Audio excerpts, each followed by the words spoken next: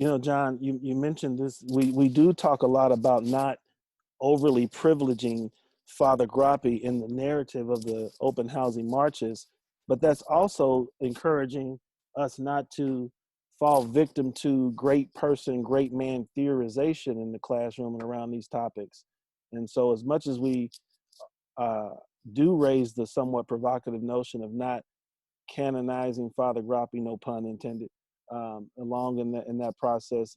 Part of why we're doing so is to talk about the importance of all of the nameless other people who were so central to the successes of those campaigns. And so we don't want to diminish Father Grappi's role. We just want to make sure that other voices in those experiences are there for. Exactly, Luis. What the hell were they fighting for? Yeah, Absolutely. John, you know, Grappi tends to be this lightning rod, and I to just stay in that metaphor when, in fact, the energy that created the open housing marches, as is the case with so many other movements, was distributed amongst a large group of people, and the vast majority of them being young African American people. And I think so. To me, the project of de-emphasizing Grappi, like Rob said, it isn't about unseating him, but it's about locating the power of the story where it actually happened, which I think in a lot of ways, I don't think I think the open housing marches are probably an acute version of this. I'm sure there's a lot of ways in which kind of the decentralized nature of a movement's obfuscated by the tendency just to say that guy did it.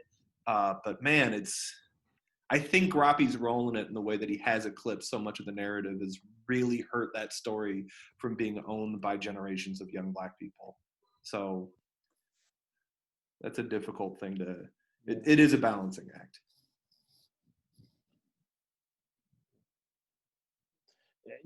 Vietnam is critical. I appreciate that comment, Janice, about the Vietnam era and what changes as a result of Vietnam.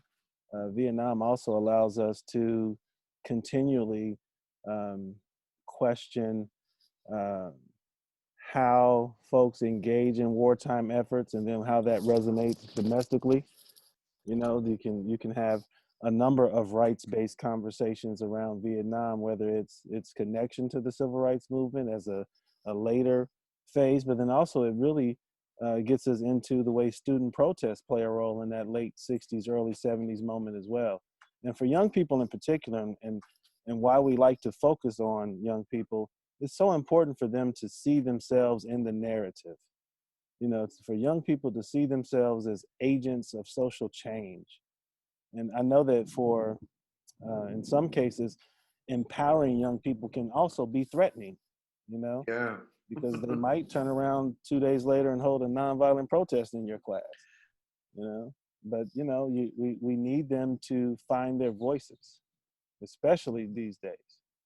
And yeah, I mean, you can point that out in a lot of history too, right? Like, I mean, the open housing marches being the place where we focused. And we said this in our last talk. The NAACP was not wild about the youth council. They were kind of, they thought of the youth council as. I mean, this is. I don't even talk about this much because it's difficult to articulate in a way that doesn't. I don't know. So Artie Halyard, who's one of a on the Mount Rushmore of people contributing to the Black community of Milwaukee in the early days. She formed the youth council, and she thought of it as sort of the way to train professionals. So when they started moving into the streets and activism, it ruffled feathers. And I think that and not that every story doesn't need to have she doesn't become the antagonist by virtue of the fact that she had critique of them. And I think that's what's hard and why I don't talk about it. But that tension between generations doesn't mean that one's totally right and one's totally wrong. Yeah. um, And as we think about particularly engaging these topics with predominantly white classrooms and predominantly white educational institutions, I think it would be remiss of us if we did not one more time mention the Wisconsin Historical Society's vast collection on Freedom Summer.